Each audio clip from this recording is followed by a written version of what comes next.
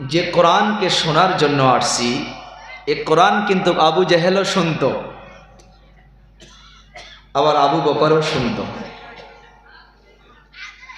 আবু বকর সে শুনেছে অন্য নিয়ত নিয়ে, আবার আবু জেহেল অন্য নিয়ত নিয়ে শুনেছে। আমার আপনার নবী কোরআন তিলাওয়াত করত, আবু জেহেল ডাইরেক্টলি গিয়ে শোনে না, লুকায়া লুকায়া শুনত, পালায়া পালায়া শুনত। কিন্তু শোনার পর যখন দেখছে যে নিজেকে ঠিক রাখতে পারল না, তখন উংলি দুটা উঁচু করে কানের মাধ্যমে দিয়ে কোরআনের আওয়াজ শোনা বন্ধ করে দিয়েছে। সে কেন বন্ধ করলো? মুফাসসিরিনে কেরাম লিখেছেন, আবু জেহেল এটা প্রমাণ করেছে সে যদি আর কিছু সময় কোরআন শুনতো, এ কোরআন তাকে চেঞ্জ করে দিত। সুবহানাল্লাহ বলি। এ কোরআন মানুষকে জুয়ার আড্ডায় যাইতে দেয় না, এ কোরআন মানুষকে ড্রাগস সেবন করতে দেয় না, এ কোরআন মানুষকে মা বাবার নাফরমানি করতে দেয় না। কিন্তু আমি আপনি এ কোরআনের গাইডলাইন মোতাবেক জিন্দেগি পার তো করতে হবে। আবু জেহেল কোরআন শুনল, শোনার পর ওখান থেকে কানের মাধ্যমে উংলি দিয়া বন্ধ করে দিয়া তার বাড়িতে চলে এসে আবু জেহেলকে যারা মানে, আবু জেহেলকে যারা মানে তার চেলাগুলোকে সে এলান করে দিল, খবরদার মুহাম্মদ ইবনে আব্দুল্লাহ যে কোরআন মানুষকে তিলাওয়াত করে করে শোনাইতেছে, খবরদার এ কোরআনকে যেন শোনা না হয়। নাউযুবিল্লাহ বলি।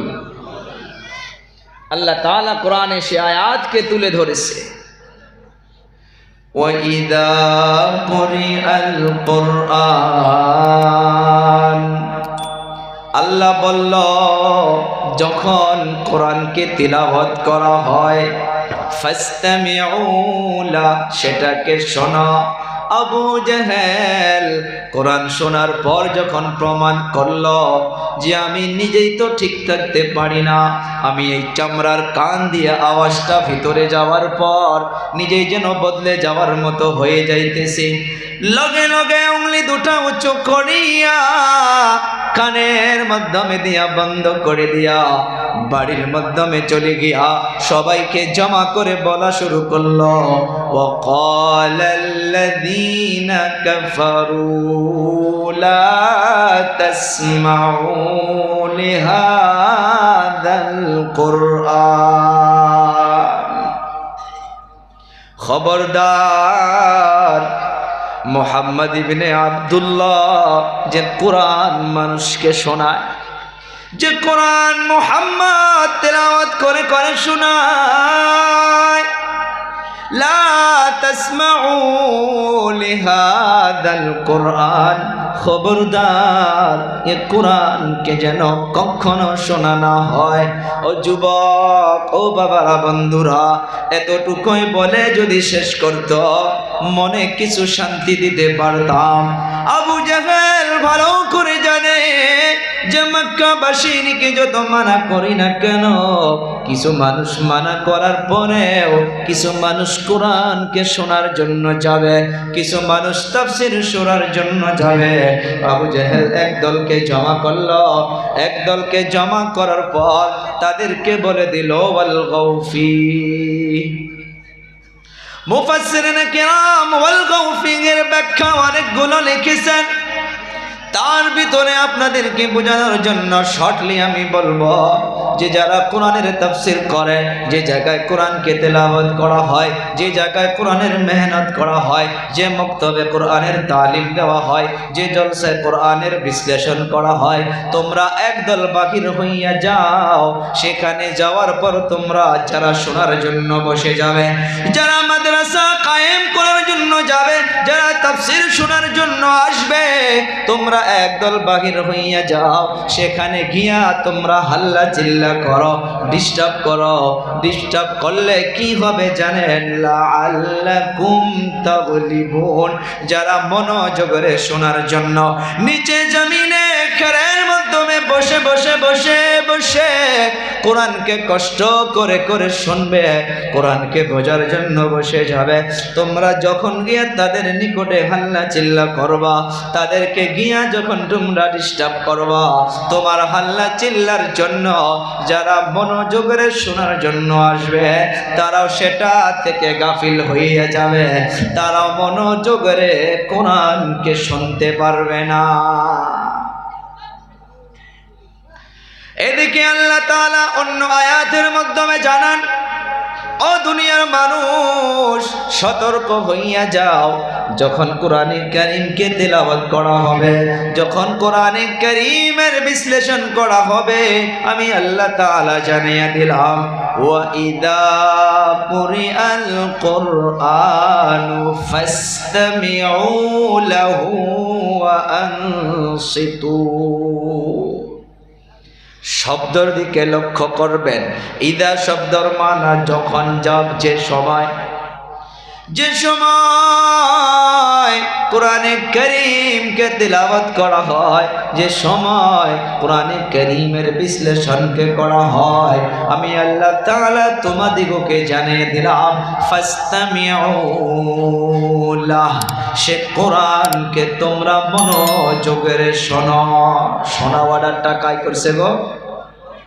শোনার জন্য আদেশটা কে করছে? সবাই বলি, আর জোরে বলি কে? আর না শোনার জন্য আদেশটা করেছে আবু জেহেল। আমরা আবু জেহেলের কথা মানবো না আল্লাহর কথা গো?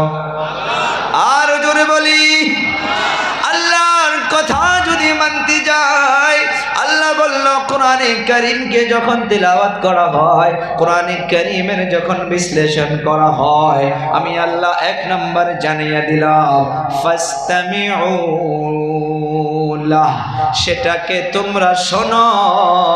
অনেকগুলো যুবক প্রশ্ন করতে পারেন, ও হুজুর কেমন করে কোরআনকে শুনবো? আল্লাহ তাআলা জানিয়ে দিলেন, ওয়া আনসিতু, মনোযোগের শুনবা, অন্তরের কান দিয়া শুনবা। ও ভাই, এই কোরআন বয়সস্থ জিনগুলো শুনেছিল, যে জিনগুলো সে সময় ঈমান কবুল করে নাই। আল্লাহ তাআলা জিনদের নামে পারা নাম্বার 29-এর মাধ্যমে আল্লাহ তাআলা জিনদের নামে একটা সূরা অবতীর্ণ করেছেন। মুফাসসিরিনে কেরাম লিখেছে, আমার আপনার নবী ওই জিনদের সম্মুখে আল্লাহর কালাম অর্থাৎ কোরআনে কারীমকে তিলাওয়াত করে করে শোনাইছিল। মনোযোগ চাইব, যে জিনগুলো অনেক অনেক বয়সস্থ ছিল, যে জিনগুলো সে সময় কোরআন শোনার আগে ঈমান কবুল করে নাই, আল্লাহ তাআলার কালামুল্লাহ শরীফকে যখন আমার আপনার নবী ওই জিনগুলোর সম্মুখে তিলাওয়াত করে করে শোনাইল, তারা কোরআন শোনার পর তারা অবাক হইয়া গেল। আল্লাহ তাআলা সূরা জিনে প্রথম নাম্বার আয়াতের মাধ্যমে জানিয়ে দেয়।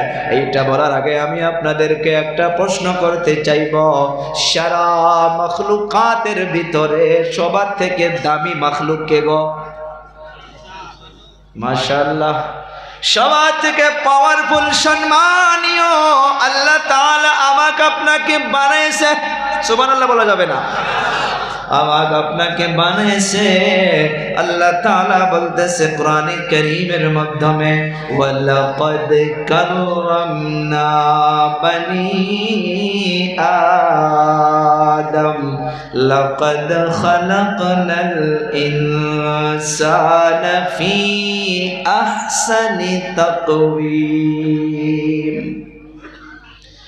সে জিনদের থেকে দামি হইতেছে মানুষ, ফারিস্তার থেকে দামি হইতেছে মানুষ। ও ভাই, জিনগুলো যদি 10 মিনিট কোরআন শোনার পর নিজেকে তাবদীলি করতে পারে, নিজেকে বদলাইতে পারে, অথচ জিনগুলো মানুষ থেকে কম দামি। তারা কোরআন শোনার পর নিজেকে যদি চেঞ্জ করতে পারে, নিজেকে যদি বদলাইতে পারে, আমি আপনি মানুষ, আমি আপনি তো জিনদের থেকে দামি, আমি আপনি কেন পারি না? এই আয়াতটা আমি পরের মাধ্যমে শোনাইতেছি। ওই জিনগুলো কোরআন শোনার পর, আল্লাহ তাআলার কালামকে শোনার পর তারা একসাথে বলে উঠল, ইন্না সামি'না কুরআনান আজাবা, যে কোরআন আমি আপনি শোনার জন্য বসেছি। আমার আপনার নবী বিশ্ব নবী সাল্লাল্লাহু আলাইহি সাল্লাতু ওয়াসাল্লাম ওই যে জিনগুলো ওই সময় ঈমান কবুল করে নাই, তাদের সম্মুখে আমার আপনার নবী মহান কালামুল্লাহ শরীফকে তেলাওয়াত করে শোনানোর পর তারা একদম অবাক হইয়া গেছে। তারা বলে উঠল, ইন্না সামি'না কুরআনান আজাবা, ও পয়গম্বর, আমরা কেমন একটা কিতাব শুনলাম। ও বাবারা, বন্ধুরা, কোরআনকে শোনার পর তারা ঠিক থাকতে পারে নাই। কোরআনকে শোনার পর তারা কেমন যেন হইয়া গেছে। 2 নম্বর আয়াতে আল্লাহ তাআলা জানাইতেছে, ইয়াহদি ইলার রুশদি ফাআমান্না বিহি। আল্লাহু আকবার বলি, আর জোরে বলি আল্লাহু আকবার। এ কোরআন ওই জিনদেরকে অল্প সময় শোনার পর ইয়াহদি ইলার রুশদি, তাদেরকে কোরআন হিদায়াতের ফয়সালা করে দিল, হিদায়াতের দিকে টেনে আনলো, তাদেরকে কোরআন জান্নাতের রাস্তার মাধ্যমে তুলে দিল।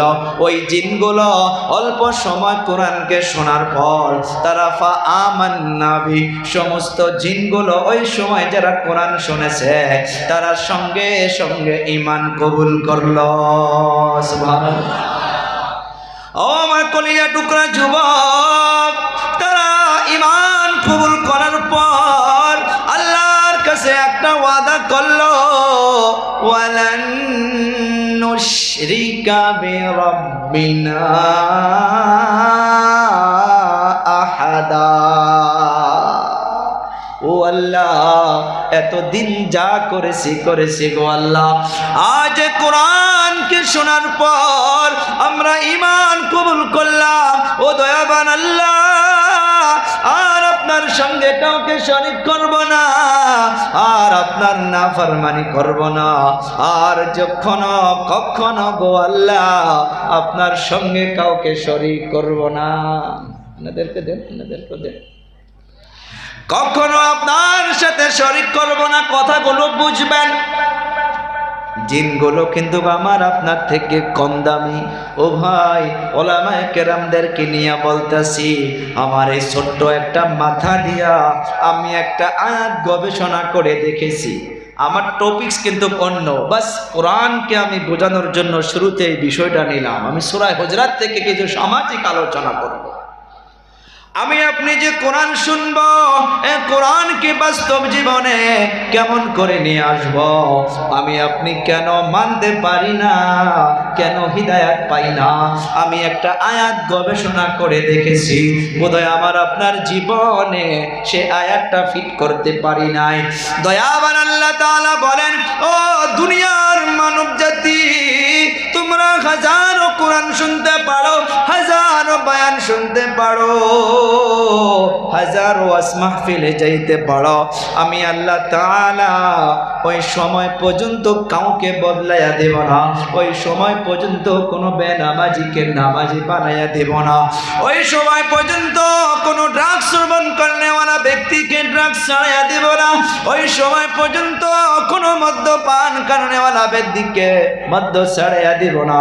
প্রশ্ন করতে পারেন, ও হুজুর, কোন সময় আল্লাহ তাআলা তাহলে ভালো বানাবে? জিনগুলো যদি 10 মিনিট কোরআন শোনার পর নিজেকে বদলাইতে পারে, আমি আপনি এত কোরআন শোনার পর দিন রাত মোবাইলে শুনতাছি, মসজিদে শুনতাছি, এই ঠান্ডার সিজনে একটা বক্তা কমসে কম 200-র মতো সভা করে। কেন 3টা পর্যন্ত বয়ান শোনার পর ফজরের নামাজ কম্বলের নিচে পার হইয়া যায়? আমি এটা চিন্তা করে দেখেছি, আমি আপনি বোধহয় সেভাবে নিয়তটা করতে পারি নাই। আল্লাহ তাআলা জানিয়ে দেন, ইন্নাল্লাহা লা ইউগাইয়িরু মা বিকাউমিন হাত্তা ইউগাইয়িরু মা বিআনফুসিহিম। দয়াবার আল্লাহ তাআলা বলেন, নিশ্চয় আমি আল্লাহ ওই সময় পর্যন্ত কোনো বেনামাজিকে নামাজি বানাইয়া দিব না, ওই সময় পর্যন্ত কোনো গ্রামবাসীকে বদলাইয়া দিব না, ওই সময় পর্যন্ত কোনো মদ্যপান করনেওয়ালা ব্যক্তিকে মদ্য ছাড়াইয়া দিব না। আমি ওই সময় বদলাইয়া দিব, ওই সময় আমি ভালো মানুষ বানাইয়া দিব। হাত্তা ইউগাইয়িরু মা বিআনফুসিহিম। 2 দিন তাফসীর শুনতে পারি, 3 দিন তাফসীর শুনতে পারি, 5 ঘন্টা আলোচনা শুনতে পারি, 10 ঘন্টা আলোচনা শুনতে পারি, আপনাকে কোনো বক্তা বদলাইয়া দিতে পারবে না, কোনো ওলি আল্লাহ বদলাইয়া দিতে পারবে না। আপনাকে নিজেই হাত্তা ইউগাইয়িরু মা বিআনফুসিহিম।